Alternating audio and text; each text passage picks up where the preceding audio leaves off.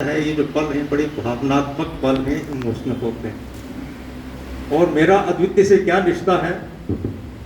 He was my brother, he will remain my brother, he was my comrade at arms and he will remain my comrade at arms. क्यों?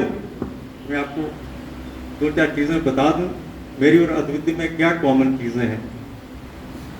मेरी जन्मभूमि और उसकी जन्मभूमि एक है। मेरा गांव यहाँ पास ही में। फिर हम सैनिक स्कूल में गए, एक ही सैनिक स्कूल में गए नगरोटा में, और संयोगवश देखिए अरविंद के साथ भी यही रिश्ता। फिर वो एनडीए में गया और हम भी एनडीए में गए। यह बात दूसरी है कि वो 2014 या 15 में गया और हम 1981 में गए थे।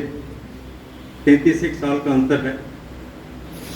फिर वो भारतीय सेनाओं का हिस्सा बने और संयोगवश मैं भी 35 साल भारतीय सेना में रहा। तो ये महज एक संयोग नहीं है। आपको मेरी आवाज आ रही? बीच बीच मुझे लगता है कि मुझे ये जो भाईचारा है, ये जो रिश्ता है, ये काफी चीजों के कारण जुड़ा हुआ।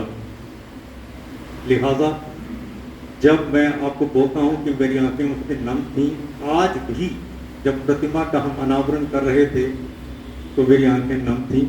पेरेंट्स की आंखें तो ऑफकोर्स होंगी।